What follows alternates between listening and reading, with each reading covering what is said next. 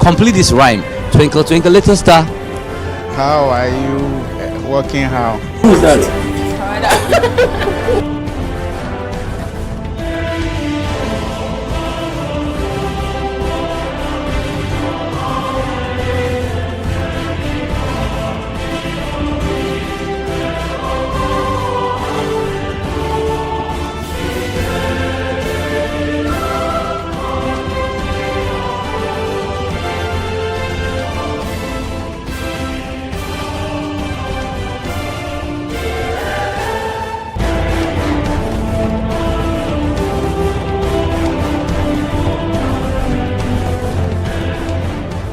Welcome to The Point of View. Welcome to Face to Face on Channel 1 Television. And hello, welcome to What the Papers Are Saying. This be football made in Ghana. It be the only pidgin show where it day on your screen. Channel 1 TV. Thank you so much. Some people are late. You know, they have to catch up. City TV is now Channel 1 TV. You understand? This is Channel 1 TV, telling your story, empowering change.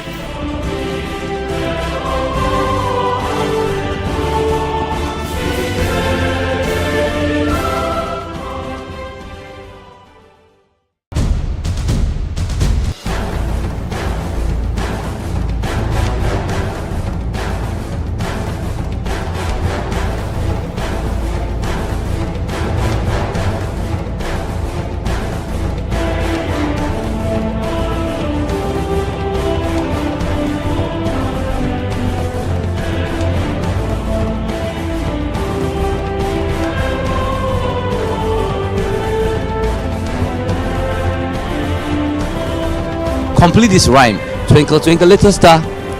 How are you working? How? Who's that?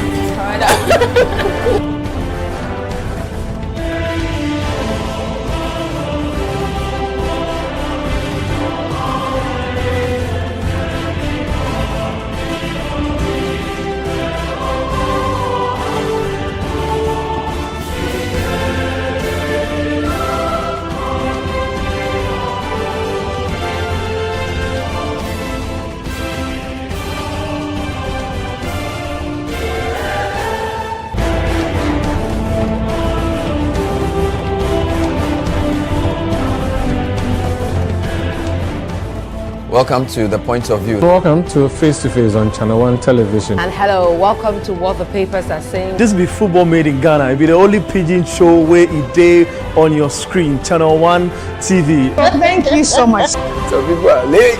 You know, they have to catch up. City TV is now Channel 1 TV. You understand? This is Channel 1 TV, telling your story, empowering change.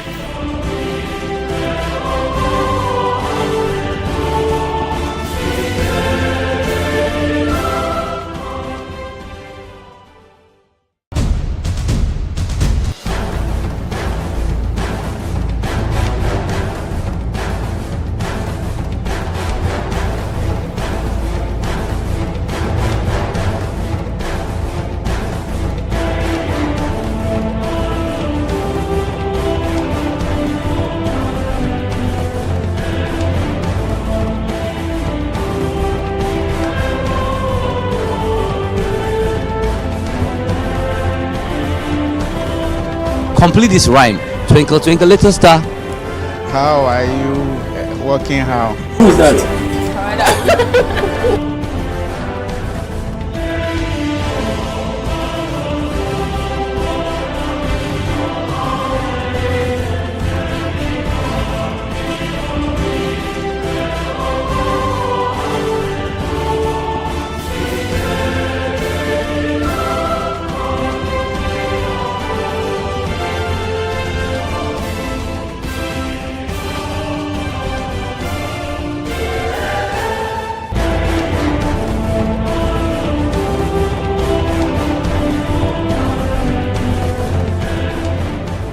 Welcome to The Point of View.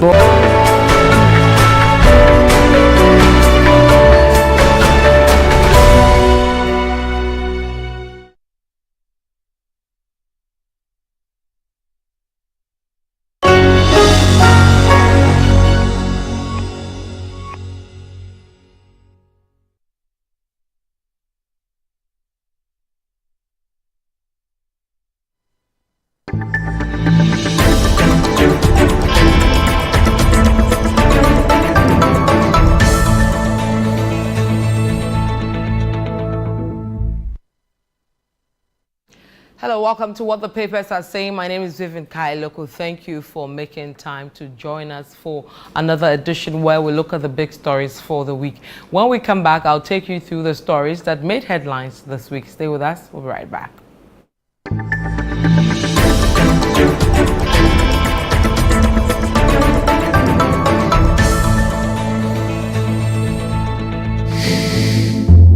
In a fast-growing urban environment like Accra, safety should not be too far-reaching. It should be as easy as ABC. Hear the real stories from those who now feel safe like never before with Response 1. We were held at gunpoint in our own home, and they got away with it. We didn't have Response 1 back then. That was the most terrifying experience of our lives. But after that, we subscribed to Response 1 to ensure that never happens again. The last time the hoodlums tried, we had installed Response 1 monitored alarm system. Their response team arrived, followed by the police, to ensure we are safe. Don't wait for tragedy to strike. Protect your home with Response 1's monitored alarm system and our theft protection guarantee. Immediate response, real protection. Response 1. Stay connected, stay protected.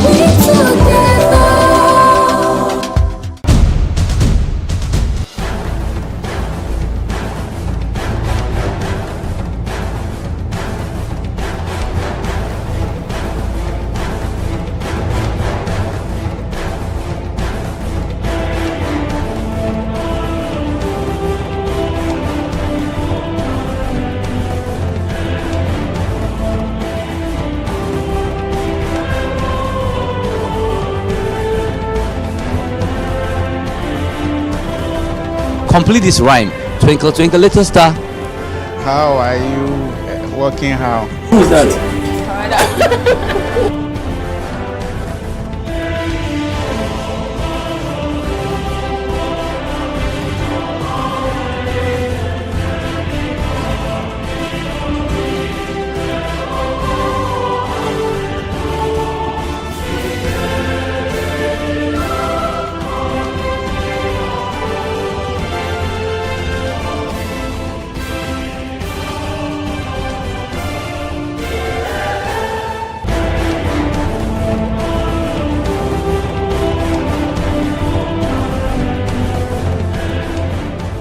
Welcome to The Point of View. Welcome to Face to Face on Channel 1 Television. And hello, welcome to What the Papers Are Saying. This be football made in Ghana. It be the only pidgin show where it day on your screen. Channel 1 TV. Thank you so much. Some people are late. You know, they have to catch up. City TV is now Channel 1 TV. You understand? This is Channel 1 TV, telling your story, empowering change.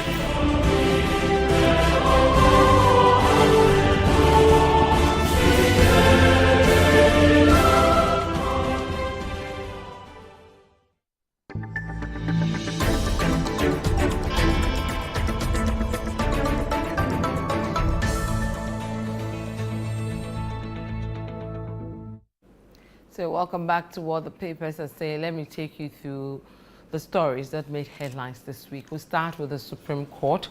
The court has given out its judgment on the substantive case involving the vacant seats in Parliament, which was taken there by the majority leader, Afenyo Market. So let's see how that story panned out and how it was captured.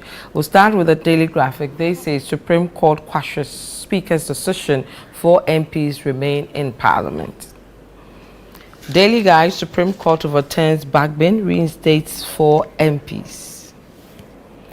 The Ghanaian Publisher, Majority Leader welcomes Supreme Court ruling, urges Speaker to reconvene Parliament. The Custodian is victory for democracy. Afenyo Market hails Supreme Court's ruling on MP seats. Channel1news.com, Supreme Court, an MP seat is only vacant if political identity changes. CityNewsroom.com, vacant seats, backbin must resist Supreme Court ruling, Bibu. So those are some of the stories around Parliament and the Supreme Court over the vacant seats in Parliament. We'll move away from that. We'll go to the Electoral Commission. There's been some developments from there, especially to do with the printing of the ballot boxes, the ballot papers, and who is supposed to be on that. We'll start with the Ghanaian Times. EC disqualifies GFP presidential candidate, resumes printing of ballot papers. The Ghanaian publisher, ballot papers remain unchanged. Bawumia number 1, Mahama number 8. Daily Guide, EC disqualifies Roman father, Ikuya Donko remains on ballot. We'll take you to channel1news.com. Election 2024, EC disqualifies GFP's Roman father over nomination irregularities. And then we wrap up with citynewsroom.com.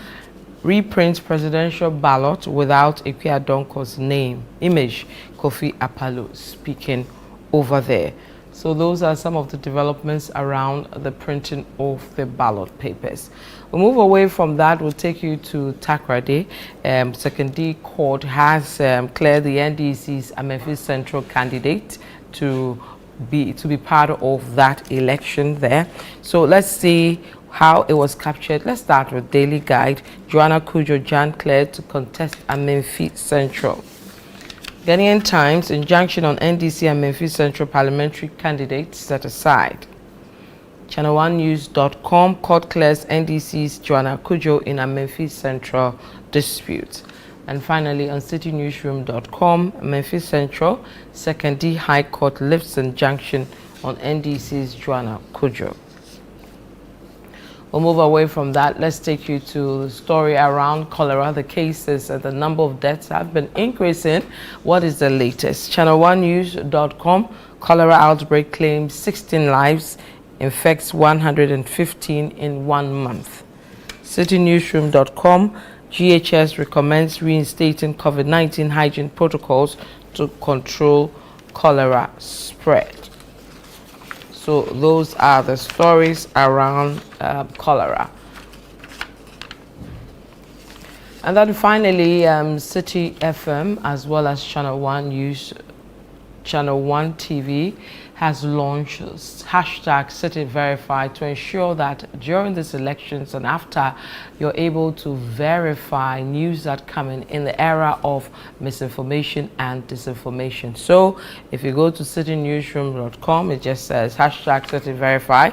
Did I say during KTSA, NDC will cancel free SHS if elected? That's one of the stories we have been checking to let you know whether that was the case or not. We'll delve a bit more into that later.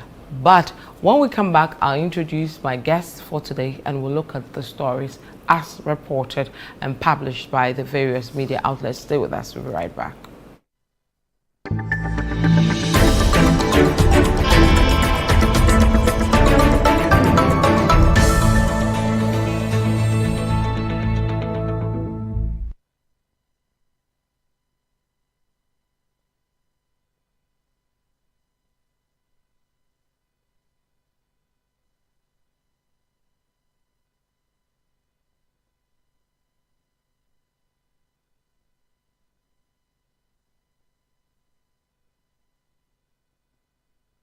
So let me introduce my guests for today. We have Sami Wiafe, he's here with us at Channel 1 TV, as well as City FM. Sami, welcome. Hello, Vivian. Hi, and then we have Selim Adano, also here with us at Channel 1 TV, as well as City FM. Selim, welcome. Thank you, Vivian. All right, so gentlemen, we'll start with the Supreme Court ruling. The court ruled on the case proper, whether or not the 4 MPs who had announced their intentions to go independent and another coming back to the MPP should stay in Parliament before the election takes off proper. And then that ruling, it went against the Speaker. The Supreme Court thought that what he did shouldn't be the case and overturned his decision to allow the 4 to leave their seats. This is very illegal. So, Selim, we'll start with you on the case proper. I don't know whether quickly to pick Samir's thoughts and then you school us on the. We dedicate a lot of the time. Not at all. It's a very lengthy judgment, 109 pages. Yes. And I'm sure a lot of people are still going through it. And so I'm sure a lot of the discussions will really take shape tomorrow when a lot of people have read through and gone through, thought about it properly.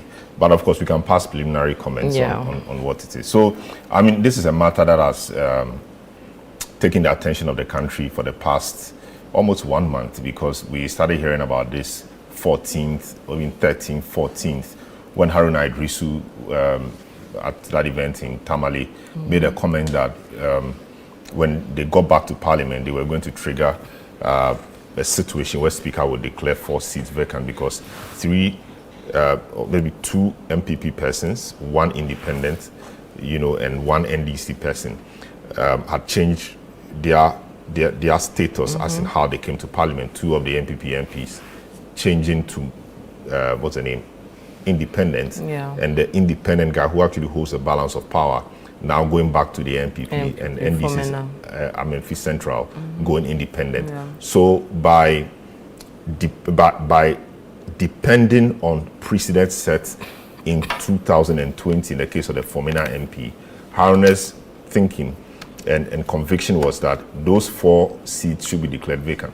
So, I mean, they went to Parliament, there's a motion, there's a statement, etc. They sorted out their procedural issues and got a speaker to 2 days later make a comment or decide on what the decision on the 4 seats were. The speaker said that those 4 seats have been declared vacant by the action of those 4 MPs. And he did some analysis and said that there were various ways of vacating the seat. I think 2. One was when something that you could not have occasioned yourself, for example, death or other things. So once you die, your seat is vacant. But there were other ones that you could occasion yourself, like cross carpeting or crossing the carpet, or carpet crossing. So the situation we have now fell under the second, which was cross carpeting in his view. So he went ahead to say that by the analysis and by the standing orders and by law, he could not allow them to remain in Parliament, and so he went ahead to declare the seats vacant. But before he made that declaration, we know that Afenyo Markin had gone to the Supreme Court, and his main reason for going to the Supreme Court was to seek interpretation, in respect of the constitutional provision in question. That's Article 97, 1, G and H, which we talked about. This thing, you leave the party through which you came to Parliament to be independent on another party, you lose your seat, etc. So he wanted constitutional interpretation on that, going under Article 2.1 and Article 130 of the Constitution, which gave him, or which clothed him with authority to do so. But as a matter, so the following day or 2 days later, the Speaker made the declaration. The question which arises is, Afenyo Markin's rate, did Afenyo Markin's rate, was it preemptive, and was it something that was looking forward to an event that was yet to happen? And did he come properly under the Article 2 provision of the Constitution? And Article 2 actually is interesting, very wide powers, very interesting. It says a person who alleges that any act or omission of a person. So what the Speaker did by declaring the seats vacant was an act. So the question is, at the time Afenyo Markin went to the Supreme Court, had that act happened for him to call on the Supreme Court to do anything? All right, so a person who alleges that any act or omission of a person is inconsistent with or in contravention of a provision of this Constitution may bring an action to the Supreme Court for a declaration to that effect. So at the time he was going to the Supreme Court, was there an act of the Speaker? Because the Speaker could have decided not to do anything. What then would have become of that particular rate? He didn't amend the rate to change the facts because the act or the event had happened. But the Supreme Court, interestingly, went ahead and dealt with that. So there was an issue of jurisdiction. The Supreme Court has wide jurisdictions, okay? There is the original jurisdiction, which it exclusively has in terms of interpreting constitution, etc. There is a review jurisdiction, there is the supervisory jurisdiction, there is an appellate jurisdiction. That is why when you go from one court to there, when you go to one court, you are not satisfied, you can appeal to, you get to the Supreme Court. So that is the appellate jurisdiction of the Supreme Court. We have the supervisory jurisdiction of the Supreme Court. The High Court also has supervisory jurisdiction. If courts lower than the High Court do something and you think it's improper, you go to the High Court, invoke a supervisory jurisdiction to quash or cause the court below to do something. The Supreme Court has that too. So that is the supervisory jurisdiction. The review jurisdiction, a body does something, you think it's wrong, you go to the Supreme Court to get it reviewed, or the Supreme Court itself can review its own decisions, etc., etc. So now, jurisdiction is a key matter in law. If you do not have jurisdiction and you pronounce on an issue, it's null and void, all right? So now, Justice Asaridakun, who wrote the lead judgment, now had to deal with the issue of jurisdiction. You must establish your jurisdiction in order to give yourself grounding or maybe some legitimacy. So he put it in two parts, and he couched it this way: whether the conduct complained or falls within the purview of the Supreme Court's jurisdiction, all right, and then whether there arises a genuine and real issue of interpretation. In the first case, he tried to say, skirting around the Article 2.1 matter, that though the first defendant's act occurred subsequent, the first defendant was the Speaker, though the act occurred subsequent to the plaintiff's writ, he said we consider it imperative to address this issue due to its intimate connection with our jurisdiction and its, inextricable link to the pleaded facts and issues. That jurisdiction he's talking about is in respect of the original, that is the interpretation, because that's what Afenyo Makin was seeking to do.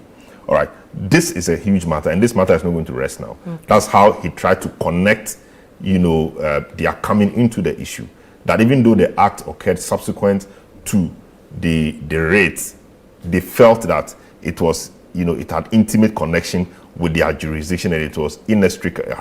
It had an inextricable link to the pleaded facts, etc. That's how he comes in. Later on, we will see that legal minds or jurists or people have started raising issues about this, even though the judgment was just released. So the Speaker, we know, did not file a statement of case after all this. What's the name? The stay of execution and the quest for Speaker for the Supreme Court to vacate its own order, etc. Did not work. The Speaker didn't, file a statement of case. So the Supreme Court said that the first defendant, notably, did not file anything. But they tried to pick argument from the Speaker because the Speaker had filed some processes at the court when they were seeking to get the court to vacate its own order, days before. So he picked a few things from there. So the Justice Dakwasari, who authored the lead judgment or the majority judgment or opinion, picked a few things from there. So the Speaker's point really was that the Supreme Court did not have jurisdiction. And that jurisdiction, the Speaker said, was vested in the High Court. Because the High Court in Article 99 is the one vested with jurisdiction to deal with matters of parliamentary election, etc. Okay, so they're saying that the Supreme Court did not have the jurisdiction to look at that. And no matter how a matter is couched under Article 2.1 and Article 130, we must, in reality and in actuality, look at what the course of action is. And if the course of action is related to parliamentary election, the Supreme Court should decline jurisdiction. That was the Speaker's argument. But the Supreme Court, in answer, said that the course of action, in matters where the course of action is concurrent or has concurrent jurisdiction as a High Court, in order to settle the validity of an election, the Supreme Court will not, decline jurisdiction, more or less. The Supreme Court will go ahead, assume jurisdiction and deal with it. And that's what, they have done. There were a number of other issues that came up in this decision. Of course, we know that we've often said that matters that happen in Parliament are a closed book. And that statement is actually taken from the celebrated case of Tufon Attorney General. Now, the Supreme Court takes its time to analyze that statement. It said that statement was a 1979 statement, which came from a different constitution. and that the rendition of the part of the 1992 Constitution that deals with similar matters did not deal with it in the manner that the 1979 Constitution dealt with it. So, in essence, the Article 125 of the 1992 Constitution talks about final judicial power resting with the Supreme Court. And so you cannot say that things that happen in Parliament will remain a closed book. Once it has something to do with the finality of judicial authority, that should come under the purview of the Supreme Court. So now what we are seeing is that the power or the autonomy that Parliament thought it had, and so processes and practices of Parliament that we say should be closed book, now it's actually not a closed book per this analysis by the majority decision. So after doing all of this, it now gives the Supreme Court the opportunity to go into the matter and deal with the issues, as it were. So now Article 99, which was the issue about jurisdiction, whether this should go to the High Court or not, has been dealt with. So the Supreme Court now assumes jurisdiction and now deals with the subject of 97(1)(g) and H. Okay, and the Supreme Court's view is that the interpretation or the construction of that provision, surely was futuristic. It was prospective, and it was not, immediate. It was not immediate. And it looks at it in a certain way. It says that if the person leaves the party of which he was a member at the time of election to join another party or seeks to remain in Parliament as an independent member. Okay, so the time of his election, that's coming into election, and at the time of his election, you remain in Parliament. So remaining in Parliament, the Attorney General's statement of case, he said it was the session of Parliament. So you remain in that Parliament. And so that provision, according to the majority opinion, relates to one Parliament and not the next Parliament. The next one. All right, so that's their construction. So that's how they came about. But before you continue with that, then what happens to the political party's rule? On immediately you move to an independent, you're out. You're no so that's a very good question. The Constitution is supreme. Ghana runs a constitutional supremacy regime, unlike the British Parliament, where Parliament is supreme. In Ghana, the Constitution is supreme. So no matter who, as part of the arguments that the majority decision made, that in Ghana, it is the Constitution that is supreme. Once the Constitution is supreme, everything else is subservient to the Constitution. And Article 2 and again says that if an act or anything is in contravention of the law of the Constitution, that could be struck down as being inconsistent or being null and void. All right. So the issue about the political party, now compare the political party's constitution to the national constitution. The political party's constitution obviously is subservient to the national constitution. So now we await a situation where somebody will have to go to court and say that because of this and this interpretation that has been given, it makes this interpretation or this provision in the party constitution inconsistent with the national constitution. For that reason and to that extent, this provision in the smaller constitution should be declared null and void. We are yet to see that. Because as it stands now, the parties say that if you switch, then you forfeited your membership. And once you forfeited your membership, then it means you have no place in that. Interesting days ahead. Some other things that have come out from this, of course, I've seen portions of Tadio Sori, who is Speaker's lawyer's statement. And he makes the point that what the Speaker did still stands. Why? Because the Supreme Court did not make any consequential order. Okay. He did not make a consequential order because at the time Afenyo Makin was going to court, the act hadn't taken place. And he did not amend his writ to now change the facts or include the facts to now ask the Supreme Court for some consequential orders. So now the Supreme Court hasn't said that the Speaker should not prevent those people from coming. Okay. And that the stay of execution that stopped the Speaker from doing anything contrary, that stay has been spent because the stay is, you stay the execution pending the outcome of the decision. Yeah. Now the decision has come, so that stay is off, is spent. Yeah. All right. So it will be interesting to see how things pan out. All of these things are happening because of the kind of parliament we had. If we had a parliament like the previous one, where the numbers were not close, I'm not sure this would have been an issue. I'm sure they would have gone ahead to even sack these people, and nobody would have taken any interest. But the matters of meanings, rival meanings, ambiguity, etc., will often come to the fore when there are tight situations or there are controversies, like we are seeing, like we saw in the case of Justice Abdullah and the Attorney General, where the matter of the deputy speakers voting became an issue. Before, the numbers were huge, so whether deputy speaker voted or not was not an issue. Cared. But because the numbers now mattered, now people began to look at the wording of the Constitution, the intendment of the framers of the Constitution, line by line, word by word, to see if there's anything in there. So that's what the Supreme Court does. Supreme Court comes in to interpret it. There are other political angles to this, right? Now I'll take a quick break, then we'll look at the political ones so that Sammy can make some input on the political, ones. It is what the papers are saying. I'm here with Selom Adonu as well as Sammy Wiafe. My name is Vivian Kai Lokko. We'll be right back.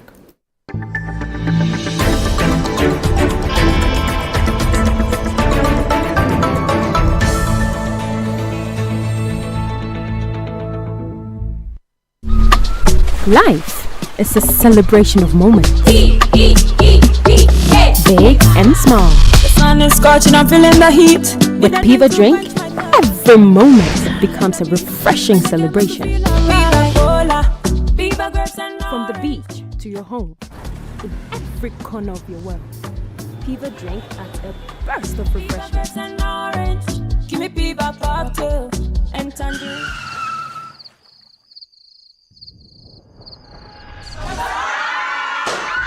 Celebrate every moment with Piva Drink. Refreshment for every occasion. Piva Drink, a taste you will love. P for Piva. This advert is FDA approved.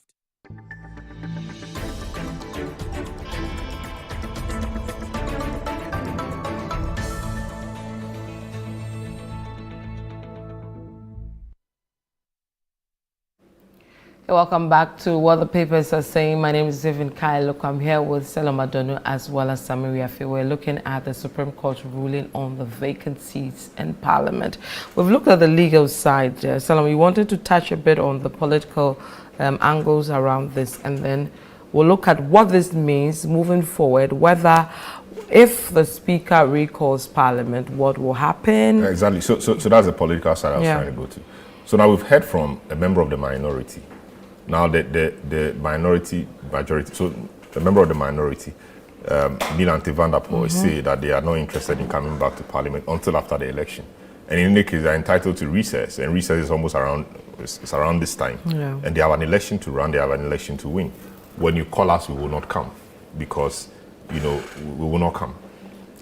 What will also, of course, it's not as if all the MPP guys will come, because they also have very difficult elections to run. So, in fact, in the last time, they couldn't marshal all their numbers. So what will happen? The Speaker may recall Parliament, but he will not have the numbers to do anything. So Parliament will come, but it will be useless. Real work will start after the election. Even after the election, those who lose their seats may not even come. And so you may have issues. Okay, you may have real issues. That is where the issue is. Many people, I thought so too, that this matter could have been dealt with using the political solution, not the legal solution, really. Because now the Supreme Court has made pronouncements, but a few other things still remain. So if you want to be very legalistic, we can still be legalistic and be raising issues like what Tadiosori and Nicole are raising.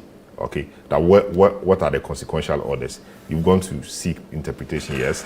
And now there was something the Speaker did. You've not thrown that aside, etc., etc. Where do we go from here? You call minority, they say they won't come because they have an election to run. You also say that you have tax exemptions to pass and a whole lot of things, free SHS bill and all those things to pass. Where do we go from here? So it's interesting what the next few days will be. I think that, somebody must step in and see how we resolve this on pass. Okay. It's not every time that when you're dealing with a document like the Constitution, which is both a legal document, and a political document, the legal, solution works. Okay, so we have former President Mahama saying that this shouldn't have gone to the court. Exactly. So that is the so former President Mahama's comment is in respect of using the political, way to solve it. Political way to solve it, and that could have resolved it because you call some key people around the table, you have a discussion, and things. Those who swallow their egos will swallow it, and things will work. But that hasn't happened. We went the highway. We went to the Supreme Court. The Supreme Court has made a decision quite fast, quite good. But here we are. There appears to be some issues, and like I said, a lot of us are still going through the decision. By tomorrow next, I mean, few other things may come up. People would have thought about other things compared to other things, and few other things will come up that may raise some other issues.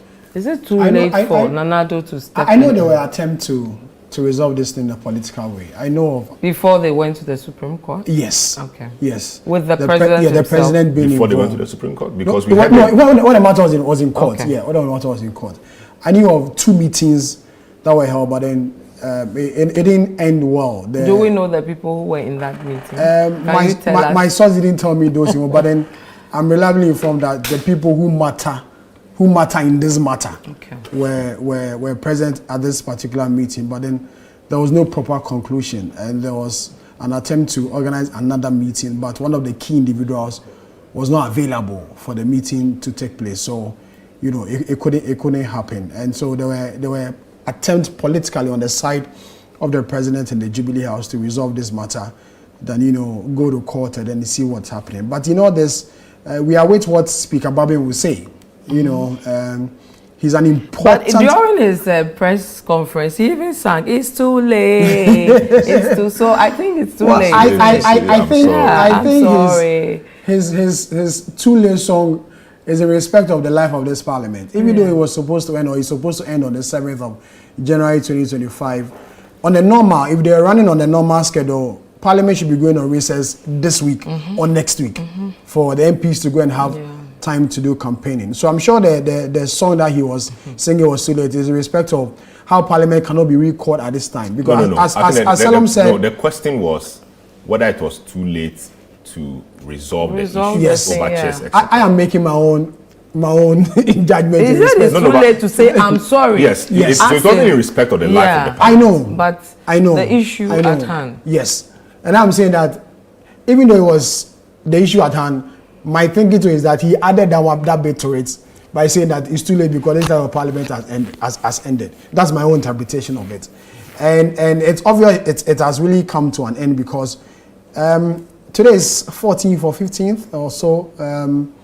Members are supposed to be in their various constituencies doing their door-to-door, window-to-window to get them elected back to the House. So even if you recall Parliament, let's say Monday or Tuesday, as Salom said, I'm not sure you get a quorum to even administer business. In the event that the Speaker says, okay, the Supreme Court has given a decision on this matter, my earlier decision goes back to where it was, and so you should come back and sit down. You not get the numbers.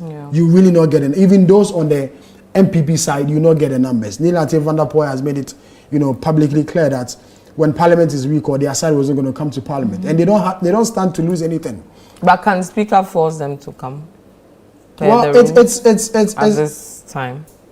If only the recall, motion is triggered, and for them to come. Speaker cannot force them. It's up to the whips to ensure that they have the numbers in there to do business. But if the whips are also unable, the whips are also members of Parliament. They must also be in their constituencies, to also seek for support and votes so that they can be in the next Parliament. So I have maintained, and I still maintain that the life of this Parliament has ended. MPs will not be back to the House to transact business. We started this Parliament on a bad note, and I'm afraid it's going to end on such a bad note. It's just that the laws and bills that they wanted to pass, like the free SHS bill and the tax waivers, maybe we'll have to wait till the next Parliament. When the next Parliament comes, they may be in a position to pass these laws, depending on who will be in the majority and who will be on the minority side. But for me, politically, I feel we are done. We are done with this matter. But the most important thing, we await what the Speaker will say. Either, I'm not sure what will happen. Maybe he will organize a press conference or issue a press statement and say one or but two things. The majority at the time said they were going to trigger the recall. But Vivian, when you call them, no, you can trigger a recall. You can trigger, I think but what they're doing it has a period of when they are not organizing the signatures, and when after that there are a period of I think 7 days for the speaker to do those. Assuming that they started yesterday to gather all the signatures, you know, which will go next week, a week today. That'll be around 23rd, 24th, 25th of November. About 2 weeks to election, and you want somebody to travel all the way from Daboya to come to Accra when there will be no quorum and the person go back, and government or Ghana will spend huge amount of money to recall members of parliament, because the last time we were told that they spent over a budgetary allocation of 65 million cedis was allocated for their recall, and they came and there was no show. What happens to this one? Does it go back to the consolidated fund, or it's still stuck in the accounts of parliament? And so we should also think about the wastage in the system and how it's going to be. So a recall is not necessary. The Supreme Court... But in terms of government business, government not worried about government suffers. They may want to push it to the next parliament. That's 2025. January 2025, depending on who will be the majority or the minority. Maybe the bills that they want to pass. They say that they may want to win majority of the seat. I've heard MPP people say that they win parliament. You know, they will get majority. And so if they will get a majority as they are showing themselves, then they should hold on. When the next parliament comes, they can push through these bills that they want to push in. But for now, there's nothing really relevant that they can do. It's too late. Let's look at Speaker himself. I mean, and if this doesn't happen, go through, moving to the next dispensation, tell him, if he wants to really hold that seat. The Speaker? Yes. What would it be like, especially with the issue that is had with the MPP? And if the NDC doesn't win overwhelmingly in Parliament, you still need the MPP to stay in that seat. No, it says, of course, Parliament votes, but we know that Parliament, they vote according to their numbers. I mean, and their affiliations. What happened in this Parliament, that got Speaker about being elected, was interesting. NDC had 137, MPP had 137, and there was one independent. In the middle. Unfortunately, we did not see the end of the vote to see the actual numbers. All we know is that Babin won a number of votes, and Carlos Ahinkra, shamefully came to take the scat and all of that. And when Mr. Babin won, but we did not really see the absolute numbers. It would have been interesting to see what the absolute numbers were against Okwe. And it was because it was a secret ballot. That's why the MPP at the time in Parliament were fighting against the secrecy of the ballot, because their whips were trying to whip everybody in line so that we know who voted for who, as we saw in the case of Alajete and Virginia Sechi Hughes, where even though the standing orders and even the Constitution, I think, makes the provision for such matters to be decided with secret ballots, they went ahead and did it open. And so if you really had something to say, you don't say it. And that's the danger with secret ballots, That's why we saw that the Supreme Court judges and the ministers were approved, contrary to what the party had told the people not to do, etc. So the Speaker coming to Parliament the next time will really depend on the numbers, as in Babin, the numbers the NDC would get, and whether the party itself will want Babin there. So these are two key issues. If the numbers are overwhelming, it will be a waste of time for the MPP to want to put up a candidate like the NDC did in 2005 for Virginia Sechi Hughes and Peter Alajete. But even then, there was a reason why they did so, because they felt that Alajete had done a good job, and that there were some people in the MPP who wanted him and others who wanted him out. And they wanted to thrive on that, and so they tried it. And of course, they suffered a consequence. The consequence they suffered was that they did not have a deputy speaker. They did not have a deputy speaker. So what we saw was that the Yendi MP at the time, Malik Yakubu, became the second deputy. And then CPP, Blay became the first deputy. Normally, they would have left the second deputy for the other party. But they told them, if you went ahead to field the candidate, we will not give you this. And that was what happened. And I recall that NDC wanted Ken Jirasa to take up the position. So when CPP Blay was suggested, Ken Jirasa quickly seconded it, maybe by trying to extend an olive branch. But of course, they put in Malik, the Malik won. The point I'm making is that if you have the numbers, you can do things you want to do. The majority will always have its way, whilst the minority will have your say. So you can even have 10 to 165 or 166 or 266 or yeah. You can field a candidate. Your candidate will lose, but you'd have had a say.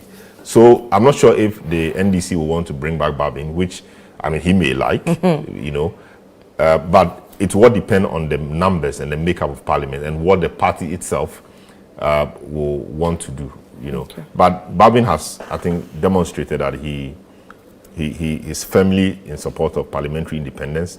He didn't want anybody to encroach on parliament's power and independence. And I think that largely is good for our democracy. It may not be good for the ruling party because every ruling party will want a subservient parliament, a parliament that moves when you say so. But it is good for democracy and for good governance for parliament to be independent, parliament to be strong, and parliament to assert its authority. Babin is a lover of Alajete, even though he had run in battles with Alajete, including the famous or infamous talk about he going after him. He liked him because he liked him because he felt Alajete was the one who positioned Parliament to have some independence. And I think he said that a few times. D.F. Annan was the founding speaker of the Fourth Republic. His job was to ensure that systems, etc., were in place. So there were certain constitutional bodies that Parliament had to help establish. And it was his preoccupation, D.F. Annan, to ensure that those bodies were established by law, etc. So the next phase was what Alajete did by trying to position Parliament as an equal arm of government, as an autonomous or independent arm of government. So one of the things he did was, before, the parliamentarians didn't really use the front gate. They used the back gate. And the front gate was usually used by the president anytime he was coming to Parliament. But I said, no, this is my house. And I'm supposed to be the boss in the house. Why don't I use the front gate? Why should I leave the front gate exclusively for visitors and I'll be using the back gate? So he said no. Henceforth, he will use the front gate. And now they began opening the front gate and they started using it. So those little things position Parliament a certain way. And Babin is a big believer of that. He's been the legislator all his life. And his aim or objective is to position Parliament to be very strong. But whether the executive likes that kind of thinking is another matter. No matter what, the executive want a Parliament that will be pliable. They can use the way they want and rubber stamp and things like that. Okay. So, I mean, any final words on this matter? Well, for Speaker Babin coming back to the House, I've heard somewhere from some friends that there's a plan by the NDC to bring him back. If they win the election again. They win the election in December. They may want to have Speaker Babin back in the House as the Speaker of Parliament. But that is up to if they are able to win the election. And I stand to be corrected.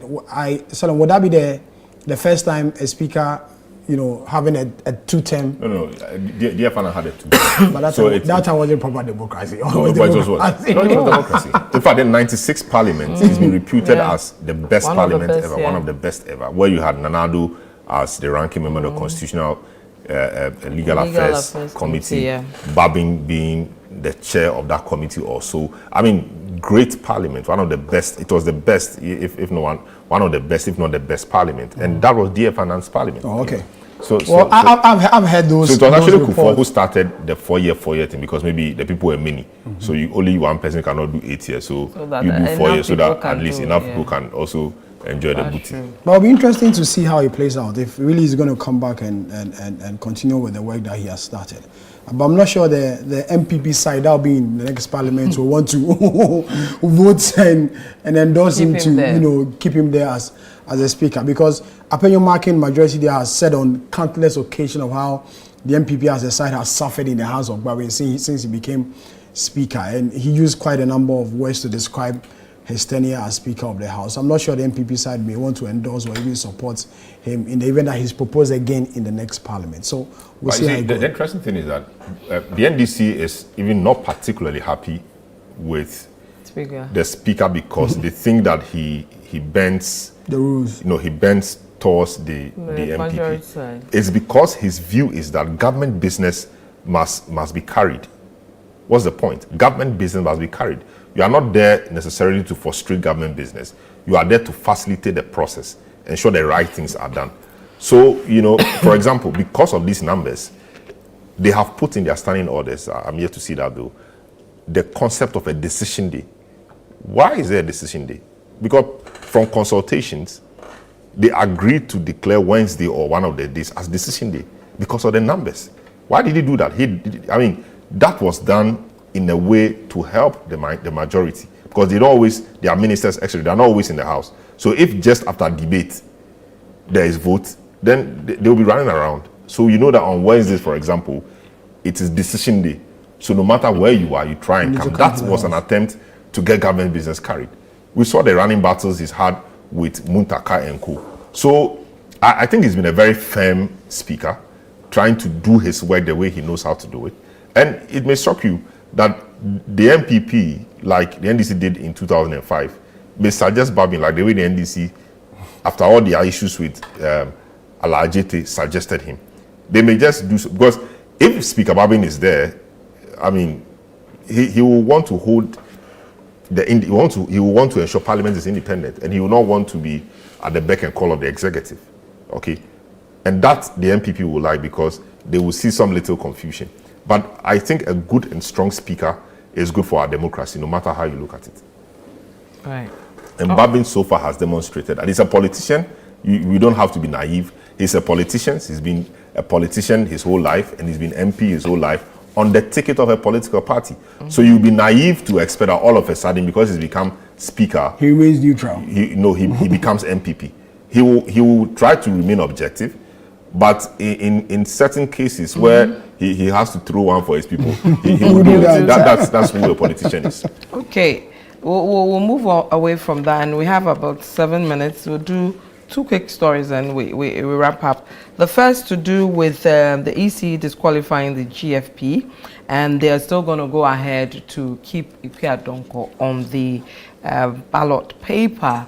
Apalu has spoken against it. He believes that shouldn't be the case because of what it can come with. I think last week you said she should just stay there. It's a waste of money to go. It's a non-issue, really. Apalu is just making himself popular. He should address the numerous issues we have in the country. He said he will go to court. I'm sure they will throw him out. It's unnecessary. He's saying there'll be confusion, etc. What confusion? And he's saying that he doesn't care about the money they will waste, because if the GFP candidate had succeeded, they would have still gone ahead to print anyway. Now, he didn't succeed. We get to save money. Why do we want to waste a lot of money? It's not necessary. The rule is that if the person is there, any vote for him or her is invalid. Yeah. So if you vote for Adonko, it's invalid. Even if she wins, it's invalid. It will be counted as spot ballot, not as proper ballot. It will be counted as spot ballot. And so the next person becomes the winner of the polls. So it's not an issue that I think should even draw any controversy. It's because sometimes in this country we are not serious. So the least issue we try to blow it out of proportion. It's a non-issue really, and the EC has done the right thing and what they have done has toned down or brought down the political temperature in that respect. You can imagine if the EC had said, okay, because the woman they have no representation now, we are taking her off the place, which means that everybody else will have to move up. The question will be, will you have to redo the balloting, or you just shift people up? Why will you shift people up? What's the basis? Some parties have won that if you come and shift. Of course. People have invested in advertising, billboards, and campaign and education materials, etc. So I think it's the best decision the EC has taken. By now, we would have been arguing here and there, people going to court, people doing this kind. So I think the EC has had this right. Let's make progress. If you vote for Kadonko, it is a sport I ballot. agree the EC has done something right in respect of this particular matter, because, and the EC has even explained that votes that will be, counted in favor of the woman will be, the late Ekuadonko will be termed as, invalid votes. So anyone who get a ballot paper and want to still vote for a dead woman, your vote is still not going to count, because the EC has made it clear that, those votes will be considered as invalid votes. So the EC has done something, it cut down cost, as Salom said, because 3 weeks, we could have printed new ballots in 3 weeks. Today we're told that over 18 million Ghanaians are on the ballot, so the EC may want to print like 19 million or even 20 million.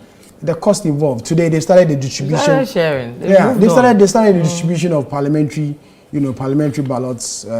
Greater Accra and other regions have all had theirs. So it was just right and proper. The EC took this decision not to, print another ballot, but then let's take it on cost side being valid. But my worry is that the 10 days the EC gave to the party to, refile and do all those. I felt was too short a time for them to do this in 10 days. And but they did it. They did this with irregularities. They did it with a lot of illegalities, as well as Madam J. Mensah said that, there were quite a number of But I was surprised that they had that, because they had done one successfully. I'm still struggling to understand how they got it wrong. My issue really is the EC said that they gave them back the forms to go and do some things right. Yeah.